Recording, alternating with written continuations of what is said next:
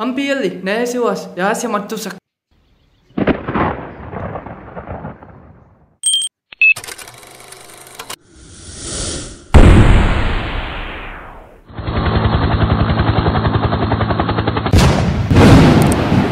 ನಮಸ್ಕಾರ ಸ್ನೇಹಿತರೆ, ನಾನು ನಿಮಗೆ ಹಂಪಿಯಲ್ಲಿ ನೆಲೆಸುವ ರಹಸ್ಯ ಮತ್ತು ಶಕ್ತಿಶಾಲಿ ದೇವಿಯ ಬಗ್ಗೆ ತಿಳಿಸಿ ಮತ್ತು ತೋರಿಸುತ್ತೇನೆ. ಬನ್ನಿ ನೋಡೋಣ. ವಿರೂಪಾಕ್ಷ ನೇರವಾಗಿ ನಡೆದು ಬಂದರೆ ಬಸವಣ್ಣ ಸಿಗುತ್ತಾರೆ.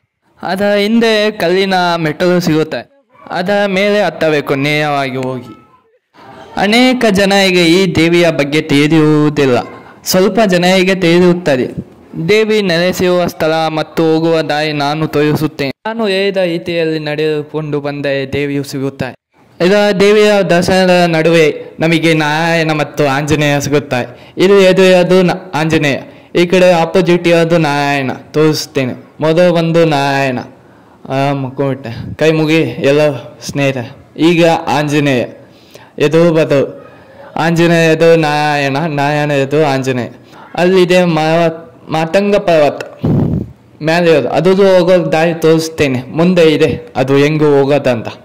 ನಾವು ಹಂಪಿಗೆ ಬಂದಾಗ ಬರೋದೇ ನೆನಪು ಮೊದಲು ವಿರೂಪಾಕ್ಷ ದೇವರು, ಆಮೇಲೆ ಕೃಷ್ಣ ದೇವರಾಯ.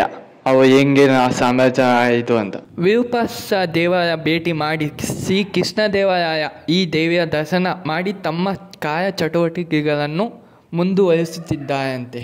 ಪ್ರತಿ ತಿಂಗಳು ಅಮಾವಾಸ್ಯೆ ಮತ್ತು ಹುಣ್ಣಿಮೆ ದಿನ ಇಲ್ಲಿ ದೇವಿಯ ಅಲಂಕಾರ ಮಾಡಿ ಪೂಜೆ ಮಾಡುತ್ತಾರೆ. ವಯಸ್ಸಾದ ಅಜ್ಜ ಅಜ್ಜಿಯರು ಇಲ್ಲಿ ಬರೋಕ್ಕಾಗಂಗಿಲ್ಲ. ಇಲ್ಲಿ ಬರೀ ಕಲ್ಲು ಅಪ್ಪು ಬಂಡೆ ಅದಾವ. ವಯಸ್ಸಾದ ಅಜ್ಜ ಅಜ್ಜಿಯರಿಗೆ ಆಯಾಸವಾಗುತ್ತದೆ. ಅಲ್ಲಿ ನೀವು ಬಂದು ನೋಡಿ. ಅಲ್ಲಿ ಬಂದು ವಿಡಿಯೋ ಕಾಲ್ ಮಾಡಿದೆ, ಅವರು ನೋಡುತ್ತಾರೆ. ಎಲ್ಲ ನೋಡಬೇಕಂತ ನಾನು ಇಲ್ಲಿ ವಿಡಿಯೋ ಮಾಡೀನಿ. ನಾನು ತೋರಿಸಿದ ದಾರಿಯಲ್ಲಿ ಬನ್ನಿ. ಈ ದೇವಿಯು ಅಚ್ಚುತಾಯ ಟೆಂಪಲ್ ನೋಡಿರಲ್ಲ, ಅದು ಹಿಂದೆನೇ ಅದು 10 ಕೈಯಮ್ಮ. ಮತ್ತು ಅದು ಒಳಗೆ ಇನ್ನೊಂದು ದೇವಿ ನಾಗರಾಣಿ ನಾಗರಾಜ್, ಅದನ್ನು ತೋರಿಸುತ್ತೇನೆ ನಿಮಗೆ. ನೀವು ಲೈಕ್ ಆ್ಯಂಡ್ ಸಬ್ಸ್ಕ್ರೈಬ್ ಮಾಡಿ. ನಾನು ಮಾಡಿದ ವಿಡಿಯೋ ನಿಮಗೆ ತಲುಪಲು ಸಬ್ಸ್ಕ್ರೈಬ್ ಆ್ಯಂಡ್ ಬೆಲ್ ಬಟನ್ ಒತ್ತಿ, ಆಲ್ ನೋಟಿಫಿಕೇಶನ್. ಇದು ಅಚ್ಚುತಾಯನ ದೇಗುಲ. ಇದು ಹಿಂದೆನೇ 10 ಕೈಯಮ್ಮ ದೇವಿಯ ನೆಲೆಸಿದ್ದಾರೆ. ಬನ್ನಿ ಹೋಗೋಣ. ಇಲ್ಲಿ ಸಹ ನಾವು ಅಚ್ಚುತಾಯ ದೇವಾಲಯ ಕೆಳಗಿಂದಲೂ ಹೋಗಬಹುದು 10 ಕೈಯಮ್ಮ. ನೀವು ಬಂತು ನೋಡಿ ಮಾತಂಗ ಪರ್ವತ, ನೀವು ಕೇಳಿದಲ್ಲ ಹೋಗೋದು ದಾರಿ, ಅವಾಗೆ ತೋರಿಸಿದಲ್ಲ ಮಾತಂಗ ಪರ್ವತ. ಇಲ್ಲಿ ಫುಲ್ ಹಿಸ್ಟ್ರಿ ಬರೆದಿದ್ದಾರೆ, ಬೇಕಾದರೂ ಹೋಗಿ ನೋಡಿ. ಅಲ್ಲಿದೆ ಮಾತಂಗ ಪರ್ವತ. ಇಲ್ಲಿ ಯಾವಾಗ ಇನ್ನೊಂದು ಸಲ ಹೋಗೋಣ, ನೀವು ಕಮೆಂಟ್ ಮಾಡಿ ಹೋಗೋಣ. ಇಲ್ಲಿ ಬರೋಕ್ಕೆ ಯಾವುದೇ ವಾಹನಗಳು ಆಗುವುದಿಲ್ಲ, ಬರೋಕ್ಕೆ ಸಾಧ್ಯ. ಇಲ್ಲಿ ಬರೀ ಕಲ್ಲು ಬಂಡೆ, ಅದಕ್ಕೆ ವಯಸ್ಸಾದವರು ಬರೋಂಗಿಲ್ಲ. ಅದಕ್ಕೆ ನಾವು ನೋಡಿ ಅವರಿಗೆ ವಿಡಿಯೋ ಕಾಲ್ ಮಾಡಿ ತೋರಿಸ್ಬೇಕು. ಇಲ್ಲಿ ಕೆಳಗೆ ಬಂಡೆ ಮೇಲೆ ಉಬ್ಬನ್ಯವಾಗಿರುವ ಹಾವು ಇದೆ, ಛಾಯೆ ಇದೆ ನೋಡಿ, ಕೈ ಮುಕ್ತದೆ. ಇಲ್ಲಿ ಹಾವಿನ ಇದು ಇದೆ ಗೋಡು, ಅಲ್ಲಿದೆ ನೋಡಿ ಸೈಡಿಗೆ, ಕೈ ಮುಕ್ತದೆ. ನೀವೇನು ಮಾಡೋಕ್ಕೆ ಹೋಗ್ಬೇಡಿ, ನಿಮಗಿದು ಏನು ಮಾಡಂಗೆ. ಬಂತು ನೋಡಿ ನಮ್ಮ ಸ್ಥಾನ, ದೇವಿಯ ಸ್ಥಾನ ನೋಡೋಣ. ಅಲ್ಲಿದ್ದಾರೆ ದೇವಿ, ಹೋಗೋಣ ಬನ್ನಿ. ಮೊದಲು ಇಲ್ಲಿ ನೀವು ಪಾದರಸೆಯನ್ನು ಬಿಡಬೇಕು. ಇಲ್ಲಿ ದೇವಿಯ ಬಗ್ಗೆ ಎಲ್ಲ ಇತಿಹಾಸ ಇದೆ. ಸ್ಕ್ರೀನ್ ಶಾಟ್ ಇಲ್ಲದೆ ನಿಂದಿಸು ಓದ ಇಷ್ಟೇ. ಇಲ್ಲಿ ಮೊದಲು ಬರಕುಂದ ಮೇಲೆ ಬೋನ ಹೊಡೆದು ಕೈ ಕಾಲು ತೊಳೆದು ದೇವಿಯ ದರ್ಶನ ಮಾಡಬೇಕು.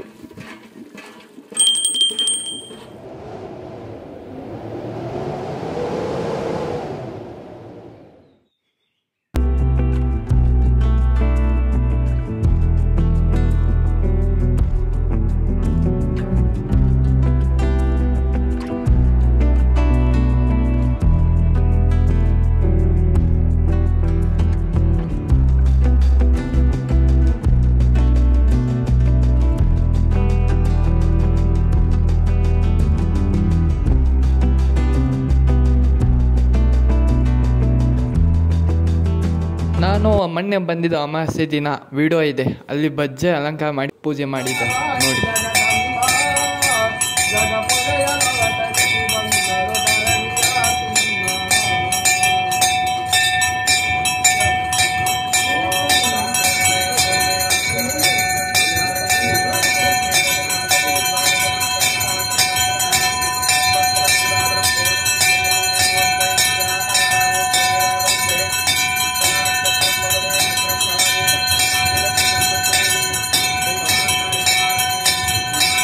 ನಿಮಗೆ ನಾನು ಹೇಳಿದಂತೆ ಅವಾಗೆ ನಾಗರಾಜ ಇದು ದೇವಿ ದರ್ಶನ ಮಾಡಿಕೊಂಡು ಇಲ್ಲಿ ಮುಂದೆ ಹೋದೆ ಆ ಇಬ್ಬರು ದೇವತೆಗಳು ಸಿಗುತ್ತಾರೆ, ನಾಗರಾಜ ಮತ್ತು ನಾಗರಾಣಿ. ಇಲ್ಲಿ ಅಕ್ಕಪಕ್ಕ ಬರೀ ಗಿಡ ಮರಗಳಿದೆ. ಏನು ಬರೀ ಒಂದು ರೋಡ್ ಬಿಟ್ಟರೆ ಏನು ಕಾಣಿಸೋಕ್ಕಿಲ್ಲ ನಿಮಗೆ. ಬರೀ ಗಿಡ ಮರ ಕಲ್ಲು. ಲೆಫ್ಟ್ ಸೈಡ್ ಹೋಗ್ಬೇಕು, ತಿರುಗಬೇಕು, ಹೋದರೆ ಅಲ್ಲೇ ಸಿಗುತ್ತೆ. ಅಲ್ಲಿ ಕಾಣಿಸ್ಕೊಂತಿತ್ತಲ್ಲ ದೇವ್ ಗುಡಿ ಅಲ್ಲಿ ಅದು ನಾಗರಾಣಿ, ನಾಗರಾಜ್ ಮತ್ತು ಹಲವಾರು ದೇವತೆಗಳು ಇತ್ತು. ನಾಗದೇವ ಬೈ ನಾಗಿಂದ ತುಂಬ ಇದ್ದದು ಗುಡಿ. ಬಂದೀವಿ ನೋಡಿ ನಾಗರಾಣಿ ದೇವಸ್ಥಾನದಲ್ಲಿ. ಇಲ್ಲಿದಂತೂ ಬರೀ ಅಕ್ಕಪಕ್ಕ ಹೊಲ ಗದ್ದೆನೆ. ಇಲ್ಲಿ ಏನು ಮಾಡಿ ಕೈ ಮುಟ್ತವೆ, ಬೇಡ್ಕೊಳ್ಳಿ ದೇವಿಗೆ. ಇಲ್ಲಿಂದ ಎಸ್ಕೊಂಡು ನಾಗರಾಣಿ.